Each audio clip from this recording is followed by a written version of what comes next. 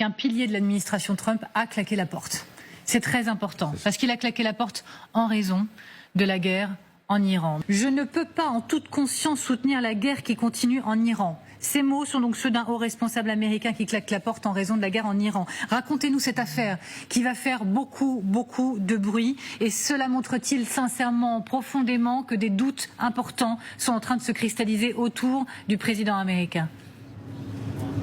Oui, c'est une démission significative puisque Joe Kent était chef du contre-terrorisme aux États-Unis et il a notamment, on l'a tous appris ce matin en voyant sa lettre publiée sur le réseau social X, et dans cette lettre il explique qu'il démissionnait notamment, en raison de la guerre en Iran. Il disait notamment que l'Iran ne représentait pas une menace imminente pour les États-Unis. Il a aussi expliqué, selon lui, que Donald Trump avait été convaincu d'entrer en guerre en parlant avec des officiels israéliens, mais également avec des figures médiatiques américaines qui lui ont promis que ce serait une guerre courte, une victoire rapide, et donc il a annoncé sa décision. Alors il y a peu dans le bureau ovale, Donald Trump a dit que de toute manière c'était quelqu'un de faible, et d'autres personnes de son administration essaient de le décrédibiliser en disant que de toute manière il aurait dû être licencié déjà il y a un bout de temps parce à l'instant. Joe Kent, qui est numéro 2 ou numéro 3 de l'antiterrorisme de l'administration Trump, vient d'annoncer sa démission. Je cite le pourquoi de sa démission. Je ne peux pas en toute conscience soutenir la guerre en cours en Iran. L'Iran ne représentait aucune menace imminente. C'est le numéro 2 ou 3 de l'antiterrorisme aux États-Unis. L'Iran ne représentait aucune menace imminente pour notre nation, et il est clair que nous avons commencé cette guerre en raison de la pression d'Israël et de son puissant lobby américain. Débat qui bouillonnait, je dirais, dans la marmite politique américaine, et l'eau bouillante commence à en sortir. Ali Mohamed Naini, ou Neni, porte-parole des gardiens de la révolution, cette unité d'élite de l'armée iranienne, il a déclaré que les Américains ont déjà reconnu leur défaite. Déjà. Actuellement, ils sont à la recherche d'une porte de sortie pour au moins atténuer l'humiliation. Moi, je pense que c'est vrai. Parce que si vous voyez aujourd'hui la manière dont Trump est en train de commander de l'aide de gauche à droite, ça veut dire qu'en réalité, les Américains n'ont plus de choix. Connaissant l'Amérique, avec son arrogance, sa capacité à détruire les pays, à forcer le destin des gens, si l'Amérique ne parvient pas à régler la situation en Iran, et l'Amérique est obligée de courir derrière les autres pour commander de l'aide, et partout où il met les pieds, il est rejeté. France, Italie, Espagne, j'en parle pas, Japon, Chine, tous ces pays-là ont rejeté. Le Canada, ça veut dire qu'en réalité, ils sont dans l'incapacité de régler le problème. Et c'est ça, aujourd'hui, le problème des États-Unis. Et moi, je pense que le porte-parole des gardiens de la révolution, cette élite, ce corps d'élite de l'armée iranienne, Ali Mohamed Naini, et voilà, ce qu'il dit est vrai. Si les Américains avaient un choix, aujourd'hui, le problème serait plié, quoi. Parce que les Américains, quand même, il faut les reconnaître, quand ils sont plus forts que vous, voilà, ils y vont pas à demi-mesure. C'est comme la politique du big stick, porte ton gros bâton, parle doucement et frappe fort. Comme disait l'autre. C'est exactement la politique américaine qui est en marche. Ils ont sorti le gros bâton, ils ont frappé, mais ils ont vu quelqu'un qui a un bâton beaucoup plus gros et qui a frappé beaucoup plus fort. C'est pour cela ils sont allés chercher de l'aide. Malheureusement, à chaque fois qu'ils toquent chez le voisin pour que le voisin les aide, le voisin les dit non, ne me mettez pas dans ce problème-là. L'Italie, elle, a été très claire. Il faut privilégier la voie diplomatique. Giorgia Meloni est très lucide. J'admire sa lucidité. Vraiment. Je pense qu'ils ont maintenant tiré une bonne leçon et compris à quel genre de nation ils ont affaire. Une nation qui n'hésite pas à se défendre et qui est prête à poursuivre la guerre où qu'elle mène. et à la mener aussi loin que nécessaire. Écoutez, moi, Magali, c'est ma conviction du jour. Je trouve que dans cette grande confrontation entre l'Iran, pour faire simple, et les États-Unis et Israël de l'autre côté, je trouve que, contre toute attente, militairement, l'Iran est en train de remporter des victoires. Le ministre des Affaires étrangères iranien disait que Téhéran avait passé les 20 dernières années à étudier les guerres américaines et justement, ça fait 20 ans qu'ils préparent en fait ce qui est en train de se passer aujourd'hui et ils ont mis au point un système qu'ils ont appelé le système de défense en mosaïque, un système complètement décentralisé. C'est une information que j'avais pas. Donc ce dispositif en mosaïque, c'est-à-dire la tête est morte, Téhéran n'est plus là, vous agissez militairement de façon autonome dans les régions, ça a été pensé. Ça a été réfléchi, ça a été pensé justement en tirant les leçons de ce qui s'était passé en Irak en 2003 et bien sûr aussi en Afghanistan. C'est ce qui explique aujourd'hui la résilience dont vous parliez des Iraniens. C'est-à-dire qu'ils ont prévu ce qui est en train de se passer, alors que du côté américain, on l'a beaucoup dit sur ce plateau, on sent une impréparation. Remarquez bien, ils ont tous changé de discours. Concernant le détroit d'Ormuz, le nombre de navires de guerre ne changera pas grand-chose. Ce qui compte vraiment, c'est la position stratégique de l'Iran aujourd'hui, extrêmement difficile à pénétrer. L'Iran contrôle la rive nord et une grande partie des hauteurs environnantes, ce qui lui donne un avantage géographique énorme. Le détroit est étroit, bordé de montagnes iraniennes sur son côté. Cela permet à l'Iran de déployer des systèmes mobiles et cachés très près de la zone de transit. L'Iran a construit depuis des années un réseau massif de tunnels et bases enterrées dans les montagnes. Ces installations abritent des stocks importants de missiles balistiques, de croiseurs anti-navires, de drones kamikazes et d'autres armes inconnues du grand public. Ces sites sont conçus pour survivre à des frappes aériennes et pour permettre des tirs rapides, dispersés et efficaces. L'Iran dispose d'un énorme arsenal. Pour les États-Unis, ce serait extrêmement risqué et coûteux en vies humaines et en moyens. Les chances de succès d'une opération américaine sont extrêmement faibles. Cela fait plus de 35 ans que l'Iran développe et accumule des missiles, des drones de différents modèles. Plus de 35 ans. Et certains ne comprennent toujours pas ce que cela implique dans une guerre asymétrique. La masterclass de l'Iran entre en scène. Moi, je vous le dis, l'Iran, elle est en train de donner une leçon de géopolitique au monde entier.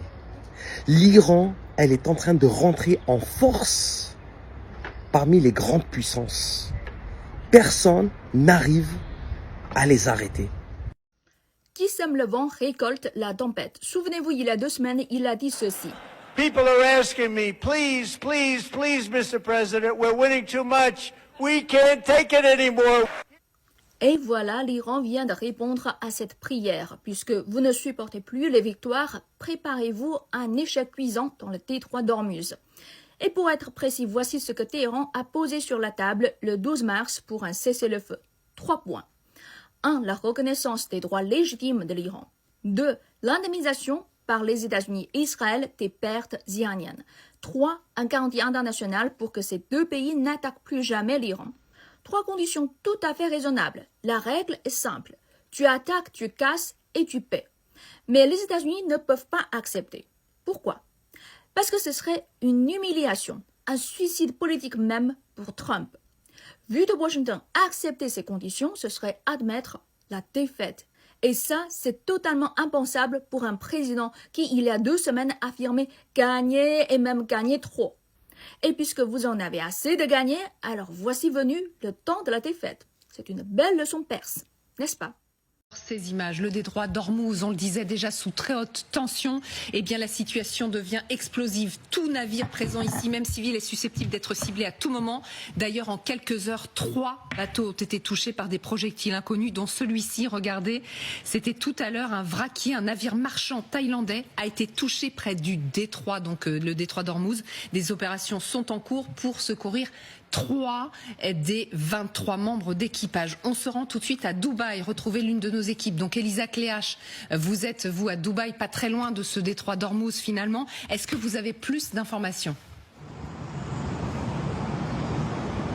Eh bien, on le voit bien, hein, ce détroit d'Ormuz est au centre de cette guerre. On le savait déjà, le détroit d'Ormuz est le centre névralgique du commerce mondial de pétrole. Eh bien, ça devient le point névralgique de ce conflit, particulièrement entre l'Iran et les États-Unis. Vous le disiez, 3 navires touchés, rien que ce matin, par des projectiles. Alors évidemment, on ignore encore l'origine de ces projectiles, mais ce que l'on sait en tout cas, c'est que c'est quand même très ancré dans ce contexte de tensions grandissantes, notamment puisqu'on suspecte l'Iran de miner en fait ce détroit d'Ormuz, de placer des mines pour empêcher tout pétrolier d'y passer. D'ailleurs, l'armée américaine a annoncé hier avoir supprimé 16 poseurs de mines iraniens. On voit bien ici que l'ensemble de ces tensions se concentre autour du détroit d'Ormuz et ça devrait s'accentuer encore dans les prochains jours. Merci Elisa Cléache, merci beaucoup. À tout moment, vous intervenez dès qu'il se passe quelque chose du côté du détroit d'Ormuz, depuis le poste d'observation que vous avez, vous, à Dubaï. Je me tourne vers vous, Maxime Pérez. Qu'est-ce qui s'est passé? Quels sont les éléments nouveaux? Je pense aux téléspectatrices et aux téléspectateurs d'LCI qui sont là en ce moment. Qu'est-ce qui s'est passé là dans les dernières heures? C'est la guerre dans le détroit d'Ormuz qui a commencé?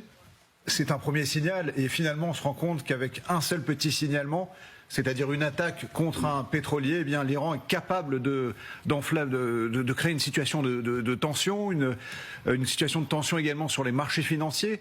Donc c'est presque une réponse à la question que l'on se pose tous depuis ce matin. Ont-ils besoin de miner tout le détroit d'Ormuz pour finalement le bloquer et arriver à cette situation de crise absolument totale qui paralyse les marchés, qui paralyse le commerce dans ce mouchoir de poche que représente le détroit d'Ormuz. Donc voilà. L'autre point très important, c'est la question de comment on lutte contre ça. Il y a du déminage qui peut être fait, mais du déminage, vous ne pouvez pas le faire sereinement si vous n'êtes pas escorté. Et je dirais même que l'escorte maritime ne suffit pas. Vous ne pouvez pas envisager une sécurisation de ce détroit sans une présence au sol dans la rive iranienne de ce détroit d'Ormuz. Ça paraît impensable autrement. Donc naturellement, comme Elisa Cléache, qui est donc notre reporter à Dubaï, vous allez sur ce terrain miné. Il y a deux choses. Effectivement, ce vraquier, par exemple, qui a été ciblé. Donc on parle pour l'instant de projectiles inconnus de façon officielle, parce qu'on ne sait pas s'il s'agit de missiles. On ne sait pas officiellement si ça vient de l'Iran, même si on en a une petite idée. Donc des bateaux qui sont ciblés de façon aléatoire. Il allait d'où à où? On sait où il allait? Alors a priori, donc c'est Battambavillon thaïlandais qui quittait le détroit d'Ormuz, le golfe Persique, pour se diriger visiblement dans ce sens, qui sortait du vers la Thaïlande. Vous confirmez ça, hein? Mais et c'est vrai, et c'est un vrai signal à chaque fois qu'on voit en fait les gardiens de la révolution. Vous savez, ça fait plusieurs jours qu'ils disent nous contrôlons le détroit. En fait, ils décident de qui peut rentrer et qui peut sortir. On a des informations selon lesquelles il y a certains, notamment navires qui sont des navires chinois, eux qui peuvent sortir. Ils ont l'autorisation des gardiens de la Révolution. Quand vous n'avez pas l'autorisation, voilà ce qui peut se passer. C'est ça le message qui est envoyé aujourd'hui. C'est un coup de pression, c'est pour faire monter aussi la pression et dire à quel point ils sont sérieux sur le sujet.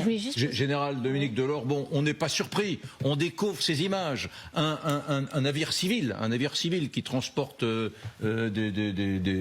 pétrole. Alors pétrole ou céréales, ou des céréales, on ne sait pas trop là. Il est léger là. Il est léger là. Un navire civil qui est bombardé par une puissance belligérante, c'est pas anodin quand même. Non, ce qu'il faut avoir toujours en tête, c'est que la moitié du détroit d'Ormuz, évidemment sous contrôle iranien, l'autre c'est Oman, ce sont des eaux omanaises. Donc ce qui veut dire que il y a la moitié des deux voies, d'ailleurs il y a une voie montante, une voie descendante quand ça se passait bien, et donc il y a une répartition. Alors ceci dit, il va falloir évidemment, c'est un point clé, et c'est sûrement sur lequel travaillent différents états-majors pour nettoyer ce secteur et ensuite garantir le passage. Donc il y a des solutions. Faut pas croire qu'il n'y a pas de solution. Alors on va aller voir avec vous les solutions. Si vous dites qu'il était sans doute vide, c'est qu'il est arrivé donc pour décharger sa marchandise. Peut-être, si c'est de la Thaïlande, peut-être du riz venu en Thaïlande, et donc il repartait à vide une fois avoir déchargé sa cargaison. C'est possible. Oui, alors là, il est sans doute dans les eaux omanaises. D'ailleurs, il est sans doute pas dans les eaux iraniennes. Mais enfin, ça ne change rien puisqu'il a été attaqué, ce qui montre bien que c'est une zone d'insécurité qui est pour le moment qui est en partie réglée disons, un certain nombre d'éléments sont en partie réglés avec le tir sur les mouilleurs de mines effectués par les Américains, mais dans les semaines et mois à venir, ça amène la communauté internationale à se poser évidemment le problème de la sécurisation de ce secteur. Oui. Nexia, je disais tout à l'heure, vous êtes mannequin, vous êtes une réfugiée. Désormais, vous avez l'asile en France, vous êtes réfugiée en France depuis 2017. Vous, contrairement à la plupart des Iraniens qui s'expriment de la diaspora, vous avez grandi en Iran. Est-ce que vous êtes une question toute simple? Est-ce que vous êtes étonné de voir que la République islamique d'Iran est capable de mettre des mines dans le détroit d'Ormuz et de bombarder, de tirer des missiles ou des drones sur des bateaux civils qui ne sont pas des bateaux militaires, thaïlandais, étrangers, qui naviguent dans le détroit d'Ormuz? Est-ce que ça vous étonne? Si je veux être honnête, je suis pas experte de la guerre, c'est pas mon travail, les choses. Mais les choses que j'ai grandi et j'ai vu en Iran, les gouvernements iraniens, ils ont bête. Vraiment, ils ont bête. Tout ce qu'ils ont fait, c'est ridicule. Il y a plein de vidéos que je peux sortir et je vous montre les mouvements militaires qu'ils ont fait. Seulement pour montrer qu'est-ce qu'ils ont comme les armes, les choses comme ça, mais c'est vraiment ridicule. La seule chose que c'est dangereux dans cette situation, c'est que maintenant, c'est comme vous donnez à un animal sauvage les armes. Ça, c'est dangereux. Et pour ça, pendant des années, nous les Iraniens, quand on voyait, vous faites négociation pour nucléaire, et quand on a vu que même États-Unis, l'ancien président, il a donné argent pour que les Iraniens continuent pour cette situation. Et on a crié, attendez, la guerre va arriver. Et je vais vous dire, avant toutes les histoires de manifestations en Iran, ils ont coupé pendant des mois l'électricité et de l'eau pour les gens. Oui. Ils ont dit, on est en train de faire des bombes pour exploser Israël et États-Unis. Donc, il faut accepter cette situation. Mais honnêtement, ils montrent qu'ils sont dangereux. Mais ici, vous êtes plus intelligent que vous. C'est le message que vous faites passer en tout cas. Nexia, restez avec nous bien évidemment. Voilà, on reste dans le détroit d'Ormuz parce qu'on a vu ces frappes sur des cargos des navires de marchandises. Et puis donc il y a ce problème des mines. Effectivement, on est en train de se demander aujourd'hui si, comme finalement pendant la guerre Iran-Irak, le régime iranien n'a pas posé des mines partout sur ce détroit d'Ormuz. En tout cas, Donald Trump le craint, ça a provoqué sa colère. Regardez ce qu'il a écrit au cours de la nuit, le président américain. Si pour une raison quelconque des mines ont été posées et qu'elles ne sont pas retirées immédiatement, les conséquences pour l'Iran seront sans précédent. Voilà les menaces du président américain, Nivin. Ça voudrait dire, est-ce qu'on parle encore au conditionnel? Est-ce que le régime aurait ou a posé des mines dans ce détroit d'Ormuz? Alors non, selon la presse américaine, on en a la certitude désormais. L'Iran a bel et bien posé au moins 10 mines marines dans le détroit d'Ormuz. Des mines comme celle-ci, qui ont été notamment larguées, vous allez le voir dans quelques instants, la voici, des mines comme celle-ci qui ont été larguées par les Russes en mer Noire et que les Ukrainiens tentent désespérément de repêcher depuis plusieurs mois. Ce qu'il faut savoir, c'est qu'il existe en réalité plusieurs types de mines navales. Il y a d'abord ce que l'on appelle des mines dérivantes, que vous voyez juste là. Elles flottent tout simplement à la surface. On a aussi des mines dites aurins, qui sont des mines lestées. C'est celles qui sont le plus répandues. Toutes deux, en fait, elles se déclenchent automatiquement dès qu'elles heurtent la coque d'un bateau. Et puis il y a aussi un autre type de mines, des mines dites acoustiques, c'est-à-dire qu'elles détectent la signature acoustique d'un navire et elles se déclenchent uniquement lorsque ce signal donc est détecté. Sans contact, c'est-à-dire il n'y a pas besoin de contact avec la coque. Sans contact, juste par le son qui est émis par un navire militaire, mais aussi commercial. Et des mines comme celle-ci, eh bien, les Iraniens en auraient entre 3 000 à 6 000. Assez évidemment pour tapisser tout le détroit d'Ormuz avec de simples embarcations. Les conséquences de ces mines, elles seraient évidemment catastrophiques. Regardez la déflagration provoquée par l'une de ces mines. Ici, c'est lors d'un exercice réalisé par l'armée française. Des images comme celle-ci, des déflagrations comme celle-ci, eh bien, on pourrait en voir bientôt dans le détroit d'Ormuz et probablement pour un certain temps. Parce que selon cet expert cité par le Grand Continent, si le régime parvient à déployer ne serait-ce que la moitié de leur arsenal, le détroit est bloqué pour des mois, voire des années. Alors, vous restez avec nous, Nivine, parce qu'on va voir, le général tout à l'heure nous disait qu'il y a peut-être des solutions. Vous nous direz s'il y en a. D'abord, Magali, est-ce que là, il s'agit d'une escalade? Si c'est réellement vrai, si l'Iran mine le détroit d'Ormuz, est-ce qu'on passe à une autre étape? Et ça montre à quel point, en effet, l'Iran a des cartes dans son jeu et, en effet, est extrêmement dangereux pour le commerce international. Ce qui est absolument effarant, c'est la façon dont, manifestement, l'administration américaine a sous-estimé ce danger. Hier, vous avez quand même le secrétaire à l'énergie, Chris Wright, qui fait une vidéo pour expliquer que ça y est, ils ont réussi que l'armée américaine a escorté un pétrolier hors du détroit d'Ormuz.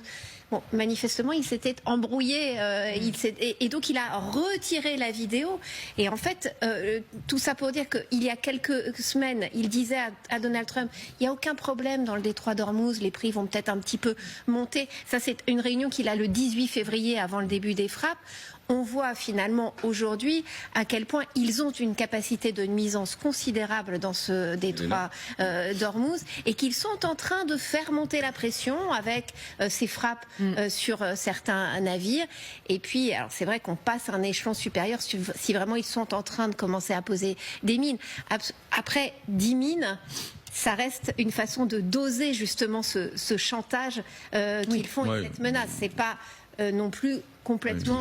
Je me demande qui a pu établir avec précision qu'il y avait 10 mines, pas 9 et pas 11, qui étaient posées dans le détroit d'Ormuz. Pas complètement miné pour le moment le détroit d'Ormuz. Bien, je voudrais qu'on aille, si vous êtes d'accord, retrouver notre envoyé spécial, Sonia Dridi, notre correspondante à Washington. Il est très tôt aux États-Unis, enfin assez tôt. On imagine que Donald Trump est déjà levé, réveillé, Sonia, mais il a donc un nouveau sujet à affronter aujourd'hui, c'est que des navires de commerce dans le détroit d'Ormuz ont été bombardés, touchés. Apparemment, il s'agit pour commencer d'un navire thaïlandais. Et puis il y a cette affaire de mine qui commence sérieusement, pardon pour l'épouvantable et nul jeu de mots, qui commence sérieusement à miner le commerce international parce que là, ça risque de faire encore une fois monter les cours du pétrole, le cours du baril. Oui, on a senti un Donald Trump très frustré, en colère hier. En fait, il semblait réagir presque à prendre l'information de cet article de CNN qui a révélé hier, en citant des sources anonymes proches des services de renseignement, que l'Iran avait commencé à poser des mines dans le détroit d'Ormuz. Et très peu de temps après la parution de cet article, eh bien, il y a eu ce post sur Truth Social de Donald Trump dans lequel il a menacé l'Iran d'importantes conséquences militaires si le pays commençait à miner les détroits d'Ormuz. Et puis juste après ça, eh bien, on a appris que l'armée américaine avait détruit 16 bateaux qui posaient des mines dans le détroit d'Ormuz. Dans le même post, ce qui est intéressant, c'est que Donald Trump a également écrit « Si en revanche, en parlant des Iraniens, il retire ce qui a pu être posé, ce sera un pas de géant dans la bonne direction ». Donc Donald Trump qui envoie toujours des messages un peu contradictoires à l'Iran et qui là semble aussi tendre la main. Au même moment, à peu près, son conseiller Steve Witkoff déclarait à la télévision américaine que si les Iraniens étaient prêts à parler, eh bien, selon lui, Donald Trump le serait aussi. On sait que le président américain est sous la pression de son opinion publique, notamment parce que le prix de l'essence a augmenté. Et on a senti que c'était vraiment un sujet très embêtant pour cette administration, puisqu'hier, la porte-parole de la Maison-Blanche a également insisté sur le fait, en ouvrant ce briefing à la presse, sur le fait que les prix avaient augmenté, mais que cela ne durait pas, a-t-elle assuré, et elle a promis aux Américains qu'après cette intervention en Iran, eh bien, les prix de l'essence seraient encore plus bas qu'avant. Vous avez entendu le secrétaire de la guerre de Trump. On contrôle le ciel iranien, d'accord? que ce sont quelques petits drones qui arrivent à passer. D'accord? On va regarder ça.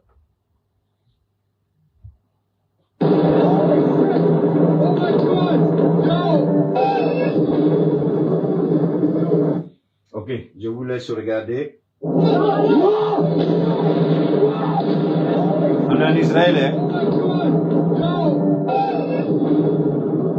Vous voyez? Donc ça, ce sont les quelques drones pour les Américains. Ça, c'est Israël qui est là. Two cities at the same time. Jérusalem. Tonight. Not one target. Not one strike. Two of Israel's most populated urban centers hit simultaneously. Okay. And the system that was supposed to stop this, the system... Donc, ils disent, on contrôle le ciel iranien. C'est deux petits drones qui passent. Ça, c'est deux petits drones qui sont là. Ça, c'est les Américains. Je dis, le flatteur, le menteur vit au détriment ou au dépens de celui qui l'écoute. Quand on va mentir, mais ils oublient que nous avons les mêmes instruments qu'ils ont créés. Moi, j'ai dit, si le petit Blas savait que l'intelligence artificielle, les téléphones intelligents, les nouvelles technologies de l'information, s'ils savaient que ça allait se retourner contre eux, ils n'allaient jamais fabriquer ça. Mais ça se retourne contre eux. Il faut savoir juste utiliser. Ça, c'est Israël qui est là. That America and Israel have spent decades and hundreds of billions of dollars building, maintaining, and selling to the world as the ultimate shield is not stopping anything tonight. Let me say that clearly because the mainstream coverage is still dancing around it. The Iron Dome is gone. Not damaged, not degraded, not recalibrating, gone. Functionally, operationally, visibly gone. Okay. Over Tel Aviv and... Quand vous regardez, ça vous rappelle la Palestine. Ça vous rappelle le Liban. Regardez ça. Quand ils prenaient le temps pour tuer les Libanais, ils prenaient le temps pour tuer les Palestiniens, au vu et au sud des Américains. Que disait l'Europe? Israël a le droit de se défendre. Israël a le droit de se défendre. Mais je ne comprends pas pourquoi le narratif hier, Israël avait le droit de se défendre, pourquoi ce narratif ne s'applique pas à l'Iran. Puisque ce n'est pas l'Iran qui a commencé cette guerre. L'Iran était en négociation de bonne foi avec les Américains. L'Iran n'était même pas obligé d'aller à ces négociations, puisque en 2012, on se rappelle, sous la bannière de la communauté internationale, l'Iran avait accepté le deal. Moi, je me rappelle aux États-Unis, c'était John Kerry, qui était le secrétaire d'État, je crois, de Barack Obama, qui a mené ces négociations avec le ministre français, Laurent Fabrice, quelque chose comme ça, quand c'était l'autre qui était avec Hollande qui était président à l'époque. C'est François Hollande qui était président. Mais ils ont négocié sous la bannière de, comment on appelle ça, l'agence internationale chargée de l'énergie qui est sur l'atomique au Ghana. Mais quand Trump est venu au pouvoir, il dit qu'il ne reconnaît pas ça, que trop de concessions ont été faites à l'Iran.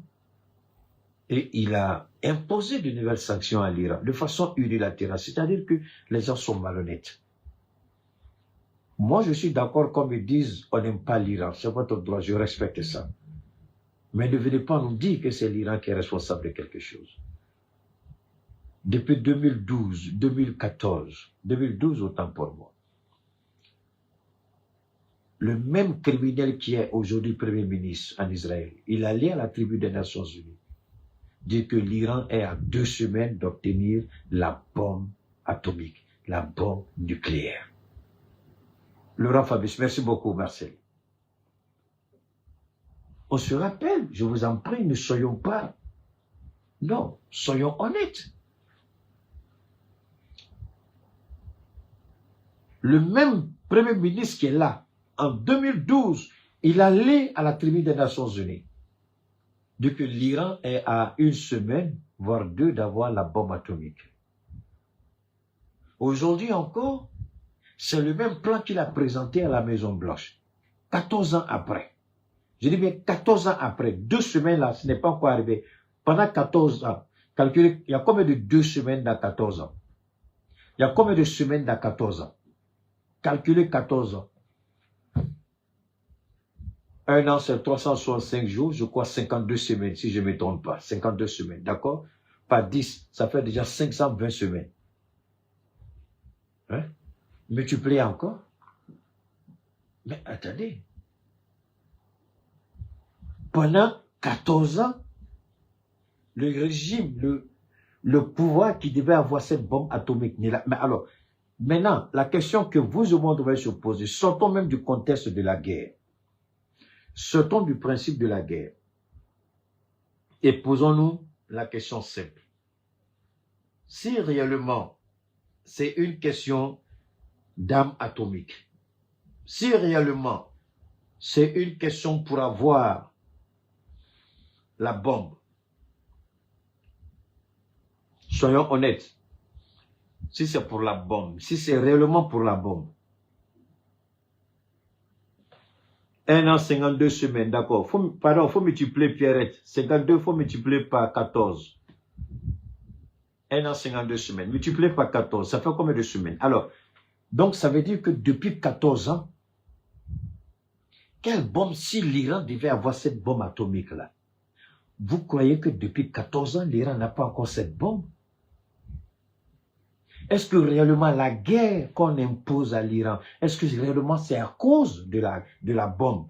Ou c'est parce que c'est un régime musulman? Parce que là, ça a échappé aux gens. Je vais vous faire écouter ça tout à l'heure. J'étais dépassé quand j'ai entendu ça.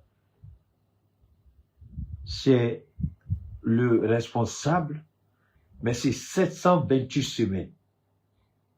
Pendant 728 semaines, si l'Iran devrait avoir la bombe atomique, l'Iran n'aurait pas déjà eu cette bombe atomique?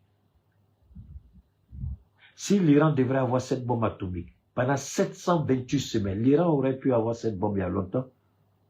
Mais la raison n'est pas la bombe. La raison, c'est parce que Israël veut dominer la région. Israël se dit qu'elle est investie comme le criminel qui est en Côte d'Ivoire, investi d'une mission divine. Mais je vous ai dit, Dieu a maudit Israël il y a longtemps. Et je maintiens ce que je dis. S'il y a des gens qui se disent érudits, docteurs en théologie, à cause de Dieu, je demande pardon à Dieu. Que ma parole rentre dans vos oreilles et que vous décidez de relever le défi. Je vais vous montrer par A plus B comment Israël est maudit et Israël n'arrivera nulle part. J'ai l'habitude de vous dire ceci. Ce n'est pas parce que quelqu'un est maudit que la personne ne sera pas un président. Ce n'est pas parce que quelqu'un est maudit que la personne ne sera pas milliardaire. J'ai toujours dit, ne mélangez pas. Le diable lui-même peut bénir. Le diable donne le pouvoir, le diable donne l'argent. Donc ça n'a rien à voir avec. Mais c'est comment ce pouvoir que vous avez, qu'est-ce que vous allez en faire? Si vous décidez tout de suite d'utiliser ce pouvoir, est-ce que vous pouvez atteindre des objectifs?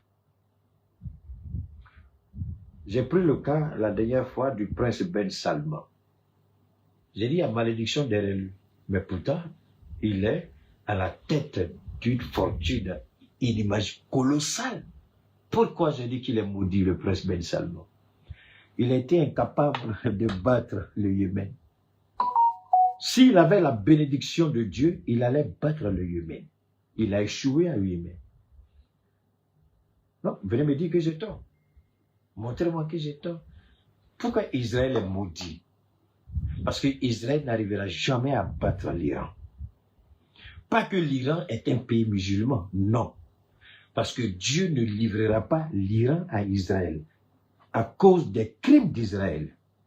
Les mêmes crimes qu'Israël a commis hier en s'associant au dieu Baal, à l'idolâtrie, à la haine, à la méchanceté, à la jalousie, vouloir imposer sa volonté que celle de Dieu. Voilà pourquoi nous disons que Israël est maudit et Israël ne pourra jamais battre l'Iran. Même si c'est un seul Iranien qui est survivant, ce seul Iranien va reconstituer l'Iran et puis combattre l'Iran. Israël ne gagnera jamais cette guerre.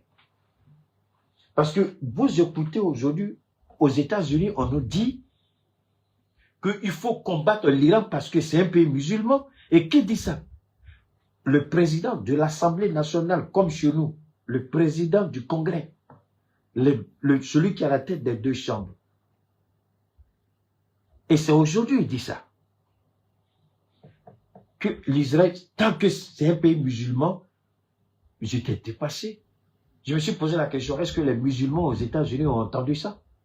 Et c'est un jeune Américain qui m'a permis de comprendre ça. Je vais vous faire écouter ce qu'il a dit. Permettez-moi, pas de Kita Chamati. Je viens.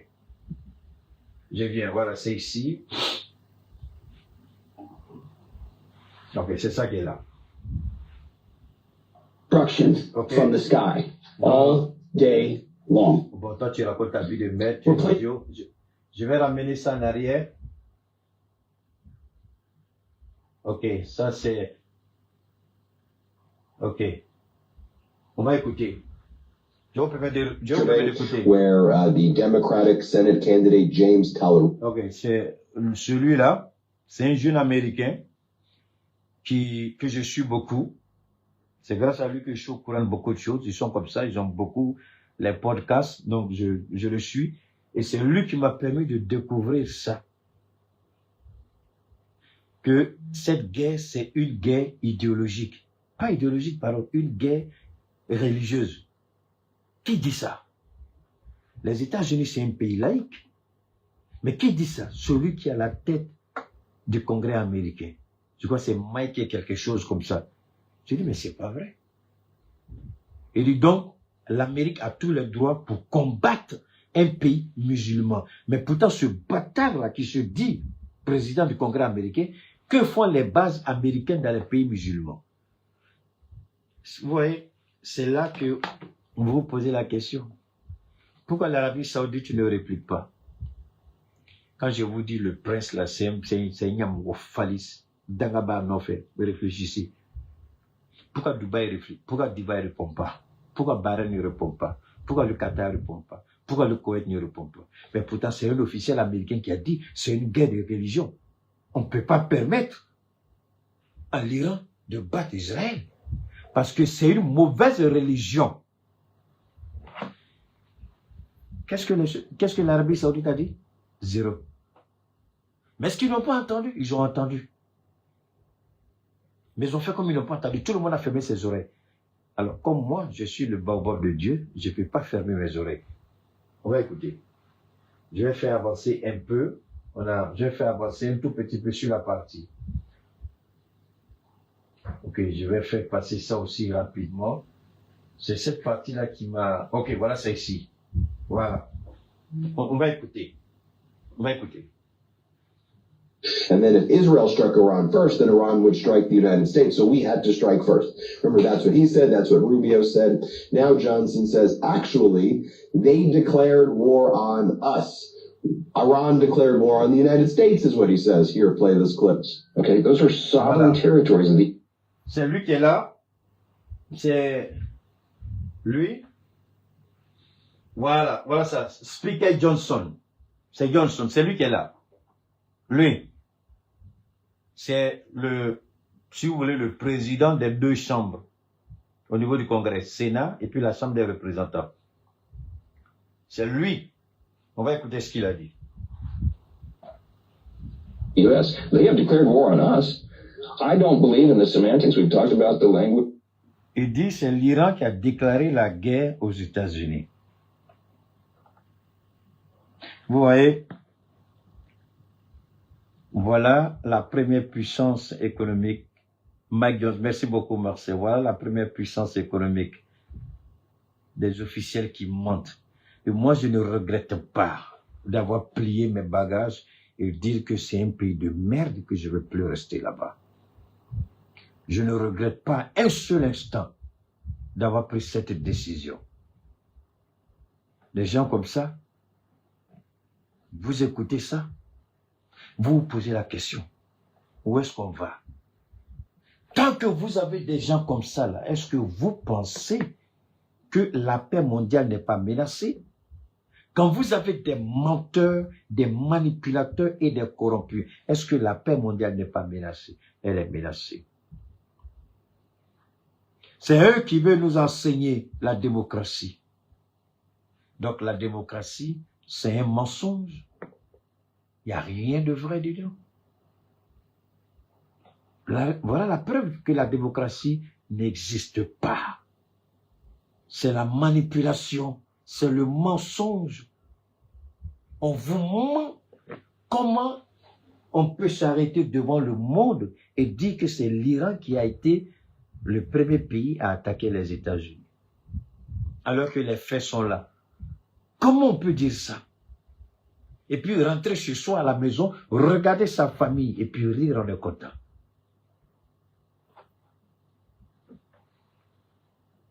This morning, we're not at war right now. We're 4 days in to a very specific, clear mission, an Operation Epic Fury, which has 2 components, as you know, that we have articulated over and over. The president has, the Commander in Joint Chiefs, everybody has explained. 2 points. We had to take care of these ballistic missiles. Ouais. Il dit, la guerre n'a pas encore commencé, on est au 4e jour. Il dit, cette opération militaire, il y a 2 aspects. Regardez ce qu'il va dire. Ce n'est plus la question de l'arme balistique, non, de l'arme nucléaire, mais c'est la question maintenant des missiles balistiques. Qui a envoyé la question des missiles balistiques à la dernière minute? C'est Israël. Parce que après la guerre des 12 jours, tellement l'Iran a lavé copieusement Israël, Israël se dit, en fait, d'armes nucléaires, là, ce n'est plus. Donc, finalement, regardez bien, on quitte, on bascule doucement vers les missiles balistiques. Parce qu'ils savent que aucun pays au monde ne va renoncer à sa sécurité au motif que, attendez, quand les gens parlent, est-ce qu'ils s'entendent? Que Dieu envoie le feu de l'enfer sur les Américains. Que Dieu détruise ce pays. Que Dieu les détruise jusqu'au dernier. Regardez bien. Ils ont la bombe atomique. Ils ont les avions super puissants. F-35, B-2 Spirit. Ils ont des navires de guerre. Ils ont tout ce que vous voulez. Mais un pays dit, pour ma sécurité nationale, pour la protection de mon territoire, j'ai besoin d'armes. Non pas pour attaquer, mais pour me protéger. Je vous ramène encore. Que disait Macron la dernière fois que je vous ai fait écouter un discours de Macron? Qu'est-ce qu'il a dit? Pour être craint, il faut être fort. Pour être fort, il faut avoir les armes. Donc on veut que l'Iran devienne un petit pays comme le Liban, comme la Palestine, à la merci d'Israël. Donc l'Iran n'a pas le droit de se protéger, de se défendre. Parce que c'est le bon vouloir d'Israël. Après, Israël va venir en Afrique pour dire aux Africains, aucun. En fait, les gens ne comprennent pas quelque chose. Israël est sur Israël. Je répète ce que je dis. Écoute, je vous en prie, détestez-moi à l'Agda.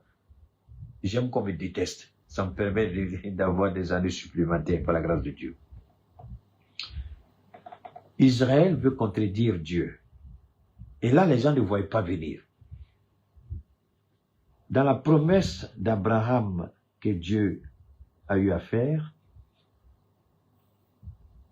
tu seras le premier et non le dernier. Allez-y, regardez la Torah. Même dans le Coran, c'est tu seras le premier, non le dernier. Je te bénirai du lever du soleil au coucher du soleil. Tu n'iras plus emprunter, on viendra emprunter chez toi. Je ferai de toi la prunelle de mes yeux. Et quand Israël a péché, fornication, idolâtrie, mensonge, corruption, vol, Dieu a tourné son dos à Israël.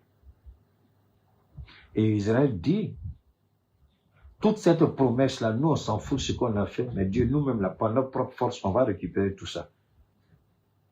En fait, c'est ce qui est en train de... Et les gens, il y a des rabbins, je ne sais pas si vous connaissez les rabbins. Les rabbins, ce sont les maîtres de ceux qui connaissent la Torah, ce sont les rabbins. Ils disent qu'ils ont à leur possession des révélations secrètes du plan de Dieu pour Israël. Et le plan de Dieu dit que Israël doit dominer toute la région. Ça, c'est ce qui avait été initialement annoncé. Je vous ai donné tout à l'heure quelques exemples. C'est ce qui avait été initialement annoncé. Mais quand ils disent ça, ils ne disent pas ce qu'ils ont fait à Dieu. Et Dieu a dit, parce que vous êtes un peuple rebelle. J'ai fait un grand bond en arrière avec le prophète Moussa, que vous appelez Moïse. 3 jours après la sortie de l'Égypte, ils se sont révoltés contre Moïse, Moussa. Dieu a répondu, il a prié, Dieu a répondu. Et ils ont continué jusqu'à ce que Dieu dise, ça c'est un peuple rebelle. Je regrette de vous avoir fait sortir de l'Égypte. Je vais tuer tout le monde et puis faire naître de ces pierres des enfants qui vont m'adorer. Et qu'est-ce que Moïse a dit? Moussa, il dit, mais Dieu, si tu fais ça, les Égyptiens vont se frotter les mains et vont dire, bon ben, tu les as fait sortir de chez nous et puis toi-même tu allais les tuer dans le désert. En fait, Dieu voulait voir ce que Moïse allait lui dire, sachant bien qu'il n'allait pas le faire. Donc, Dieu a dit, c'est un peuple de rebelles. Depuis que la manne descendait du ciel, il a dit aux Israéliens, donne-nous aujourd'hui notre pain quotidien. Et le pain quotidien, c'était la manne qui descendait du ciel. Limitez-vous à votre consommation quotidienne. N'en prenez pas, n'en cachez pas, n'en gardez pas. Israël a désobéi et Israël a fait ça. Au lendemain matin, tout ce qu'ils avaient gardé chez eux était pourri. On ne pouvait plus manger. Moïse, très énervé, est allé demander pardon. Pourquoi Moïse n'a pas mis les pieds là où Dieu a montré à Moussa? À cause de la rébellion d'Israël, Dieu lui a dit, va parler à la roche, l'eau va sortir. Je ne sais plus ce que je dois faire avec ces gens-là. Donc, Nabil Moussa, le prophète Moussa, au lieu de parler à la roche, dans la colère, tellement énervé parce que il avait des enfants maudits qui étaient avec lui, il a pris son bâton et puis il a tapé la roche. L'eau est sortie. Ils ont bu. Mais Dieu lui a dit, parce que tu as fait ça, tu ne mettras pas pied là où j'ai promis à Abraham. Parce que Moïse lui-même s'est révolté à cause de leur comportement. Donc quand je dis que c'est un peuple maudit, je sais de quoi je parle. Ils sont maudits, ils n'ont rien après. Tout ce qu'ils peuvent vanter, c'est vrai. C'est vrai. Dieu a fait d'eux un peuple béni. Ceux qui détiennent les grandes banques dans le monde, c'est eux. Le monde de la finance, c'est eux. Mais posez-vous la question, pourquoi Dieu a permis à Hitler, un criminel de guerre, de tuer près de combien de millions de ses enfants? Ce que Dieu n'a pas fait dans le désert, il a permis à Hitler de faire ça en Allemagne. Donc souvent, on peut accuser Hitler de tout. Mais entre Hitler et les Juifs, là, la vérité, la personne ne connaît à part Dieu lui-même. C'est pourquoi moi, je me défendrai de dire ce que Hitler a fait à les Juifs. Là. Parce que quand je regarde ce qu'ils font aujourd'hui, là, je dis Hitler avait bien fait avec eux. Oui, je soutiens bien, c'est ma bouche. Israël, c'est pas la peine. Donc, Israël croit qu'ils ont un destin divin, ce qui est absolument faux. Écoutez ça. They were producing at such a rapid pace that our regional allies could not keep up with. We had to ensure that they can't fire all those barrage of missiles at our people, our troops, our assets, our citizens in the region and our installations. And then MAGA Mike says, actually, this is very... Ce n'est pas tout. Il dit il faut qu'on arrive à détruire le programme balistique de l'Iran, ce qui n'arrivera pas. Parce que aujourd'hui, est-ce que vous croyez que enlever l'uranium iranien, est-ce que vous croyez que ça a empêché l'Iran d'avoir la bombe atomique? Mais attendez, moi je ne suis plus assis dans une salle de classe. Je ne suis plus assis dans un amphithéâtre, ni dans une classe de TD à l'université. Je ne suis plus aux États-Unis. Mais est-ce que vous croyez que parce que je ne suis plus aux États-Unis, je ne sais pas ce que j'ai vécu là-bas, je ne sais pas ce qui se passe? Parce que je ne suis plus assis dans une classe de TD, d'amphithéâtre, vous croyez que je ne sais pas ce que j'ai appris à l'école primaire, au collège, au lycée, à l'université? Vous croyez? Je vous en prie. Donc, une fois que vous avez ça en tête, vous mourrez avec. La question n'est pas de dire tout le monde peut trouver l'uranium. Il suffit de venir négocier avec nous non-mouvants ici au Niger. Donc la question, maintenant ils se disent, ils ont des ingénieurs, mais les ingénieurs ont compris qu'il faut faire la transmission générationnelle. Ils disent qu'ils ont tué tous les scientifiques. Mais si vous avez tué tous les scientifiques, laissez l'Iran tranquille. Vous avez tué les scientifiques. Vous avez tué tel ou tel. Vous avez tellement tué. L'Iran est le seul pays au monde où Israël se livre à des assassinats ciblés. Mais quel est le vrai problème? Il faut débattre. Quel est le vrai problème? Le véritable problème, on n'en parle même pas. Ce n'est pas l'uranium enrichi. Ce n'est pas les armes balistiques. C'est la méchanceté, la haine, la jalousie, l'hypocrisie d'Israël. La haine d'Israël. Israël s'attaque à un pays musulman béni, puisque Israël n'a rien, il ne faut pas oublier. La terre où ils sont là. Tu as pissé là-bas même là. Même caca ne va pas sortir de là. C'est une terre maudite. Rien ne pousse là-bas. Pourtant, voilà un pays à côté, l'Iran. Ils ont tout. Ils ont tout. Pétrole, gaz, ressources naturelles.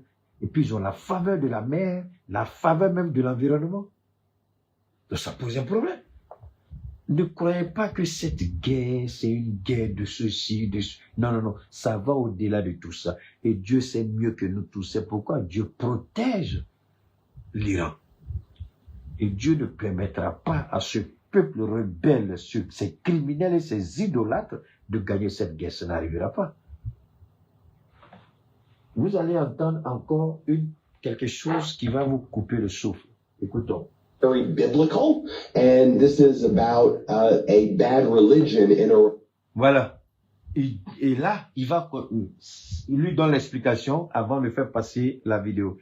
Et c'est là que le monsieur va dire que l'islam est une religion maléfique et satanique. Et je me pose la question. Si c'est un simple Américain qui dit ça, c'est pas un problème. Mais c'est un officiel américain. Sur ce qu'on appelle, sur la succession constitutionnelle, celui qui a dit ça, je crois qu'il est le 3e ou la 4e personnalité à succéder en cas de choses. Souvent même les gens disent que le représentant de la Chambre est la 2e personne, c'est-à-dire que après le vice-président, en termes de succession constitutionnelle au pouvoir. Donc celui qui a parlé n'est pas n'importe qui. Il est la 2e personnalité la plus importante après le président, après le vice-président, c'est lui. Et c'est lui qui dit à la face du monde que l'islam est une mauvaise religion. Qu'Israël a le droit sur cette religion. Et je ne vois pas l'Arabie Saoudite parler. Ceux qui hébergent les Américains, je ne vois pas le Koweït, je ne vois pas Dubaï, je ne vois rien. Mais c'est Mike Johnson qui a parlé. And so basically we're just redoing the Crusades right now. Here, let's play this clip. They have been, and they say the quiet parts out loud. They wanted to wipe Israel off the face of the earth, and they'd like to take us out as well. We're the great Satan in their analogy and their misguided religion. and there was no way to appease them. Vous avez compris? Misguided religion. Donc, et personne n'a présenté ses excuses. Vous savez, je remercie Dieu. Le jeune homme le jeune homme là, il n'est pas musulman, hein. Le jeune homme là, il n'est pas musulman. Le jeune homme, il n'est pas musulman. Le jeune américain n'est pas musulman. C'est un politicien, il fait les analyses. C'est à cause, si vous voulez, c'est par rapport à la guerre même que je l'ai connu. Mais quand vous écoutez ça, vous vous posez la question, pourquoi? Ce qui se passe entre Israël et l'Iran, qu'est-ce que l'islam a à voir dedans? Alors, cela doit vous donner une idée. Vous qui voulez soutenir Israël, soutenez-le, parce que je peux accepter, je peux comprendre que des chrétiens, des catholiques disent « Ah non, non, non, c'est la terre sainte ». Oui, c'est la terre sainte où la promesse de Dieu a été réalisée. Mais ceux qui sont là-bas aujourd'hui, la terre est devenue sainte par la volonté de Dieu. Mais ceux qui ont la gestion de cette terre-là sont maudits de par leurs actions. Je répète ce que j'ai dit et je soutiens ma position. S'il y a des catholiques, des chrétiens, des patati patata, vous n'êtes pas d'accord, je m'en fous, allez-y où vous voulez. Je répète ce que j'ai dit. La terre, elle est sainte par la volonté de Dieu. Les dirigeants, ils sont maléfiques de par leur comportement, leurs actions. Voilà. Alors, pour que tu puisses gagner un combat, même si c'est un combat pour Dieu, tu prends toujours leçon auprès de Dieu. À moins que je me trompe. Quand tu te demandes si c'est vraiment la volonté de Dieu, lui va t'accompagner et tu vas gagner. Quand David s'est présenté devant Goliath, pourquoi Dieu a permis à David d'avoir raison sur Goliath? Mais pourquoi ce n'est pas l'armée juive qui était face aux Philistins là? Pourquoi ce n'est pas cette armée qui a gagné? Mais c'est un seul, plus petit. Parce que David était soumis à la volonté de Dieu il y a longtemps. Il n'était qu'un berger. Et il a été le deuxième roi d'Israël. Allez-y comprendre quelque chose. Donc quand ces idiots parlent des fornicateurs, des menteurs, des corrompus, tu n'as aucune connexion avec Dieu et prétends dire que Israël, d'accord? J'espère qu'il a le courage de regarder les images qui aujourd'hui traversent le monde entier. J'espère qu'ils ont le courage de regarder ce que Israël vit. Vous êtes assis aux États-Unis avec vos cravates, assis dans vos bureaux climatisés, c'est le peuple israélien qui vit aujourd'hui. Pas le martyr, mais qui vit aujourd'hui sous les bombes de l'Iran. Vous dites que l'Iran veut effacer Israël de la surface de la terre, mais ce n'est pas l'Iran qui a demandé ces négociations, c'est vous et Israël. Vous avez permis à Israël d'avoir une arme atomique. Israël a la bombe atomique, tout le monde le sait. Israël a les F-35 que tout le monde sait. Israël a le système de défense que tout le monde sait. Mais alors pourquoi l'Iran n'est pas en mesure de se protéger comme Israël?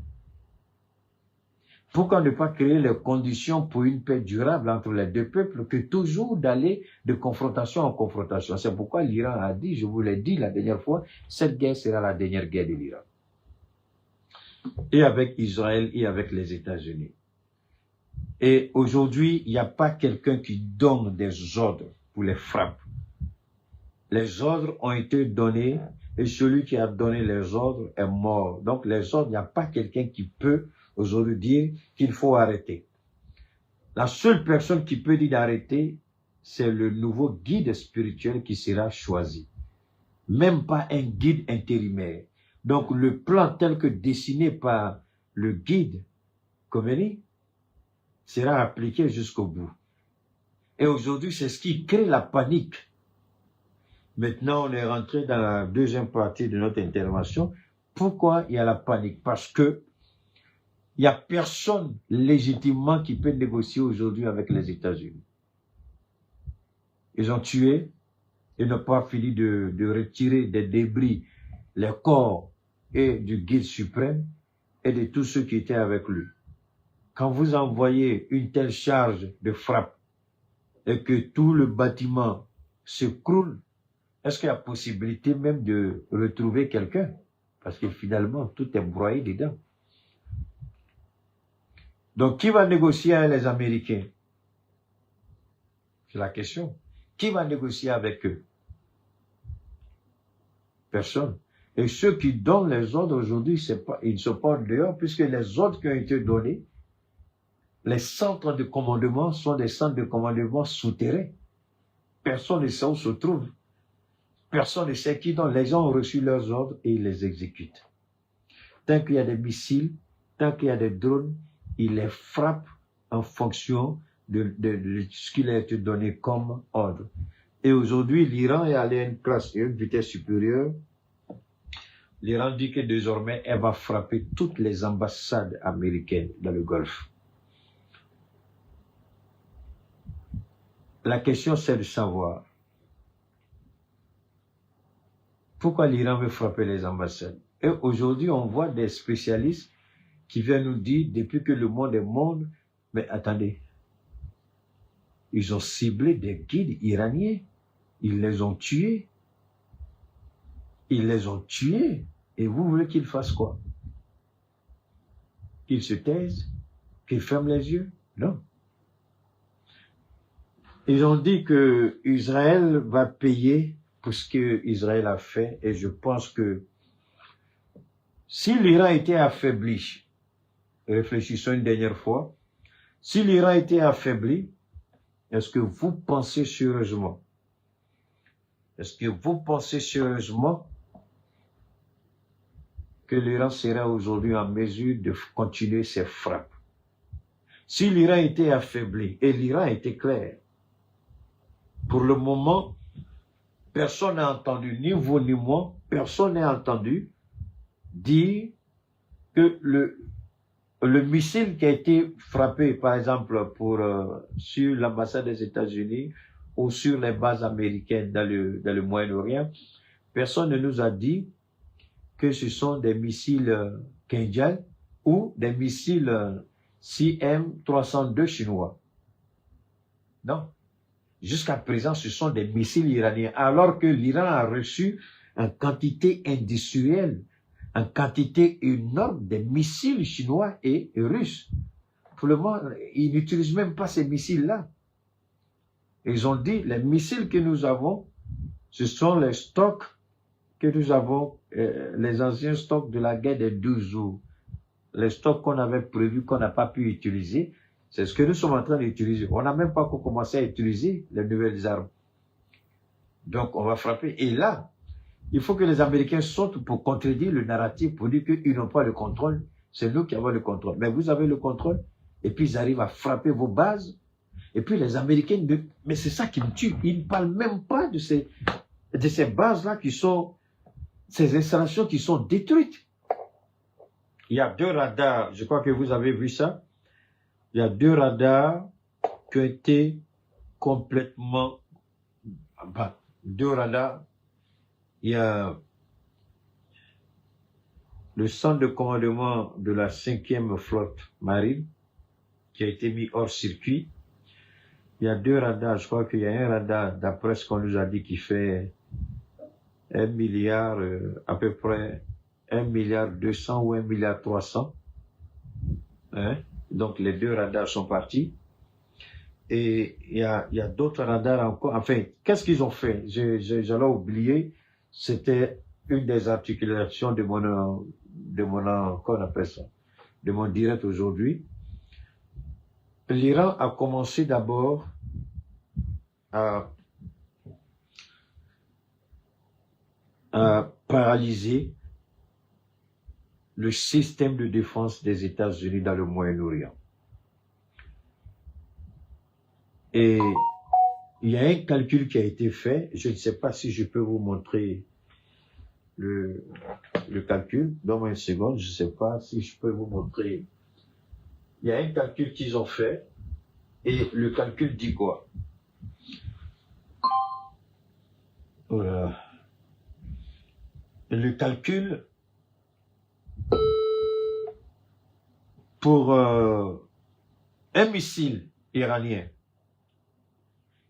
supposons un drone qui ne dépasse pas les 2000, 3000 $, vous allez utiliser un missile qui fait au minimum $1 million, $2 millions pour abattre un drone qui ne vaut même pas 5 000, 10 000 $. Vous utilisez, donc, ils ont fait les calculs. La dernière fois, je vous disais que, depuis le commencement de la guerre à hier, je crois, hier, l'Amérique était à 1 milliard, à peu près, ça foulait. L'Amérique était à peu près à 3 milliards de $, déjà, en projectiles, et puis en entretien. Ça, c'est l'Amérique. Israël est déjà des centaines de millions de $, avec les projectiles. L'Arabie Saoudite, Dubaï, et tous sont au-delà de 1 milliard de $, déjà gaspillés avec les projectiles. Mais c'est ça, c'est l'objectif que l'Iran recherchait.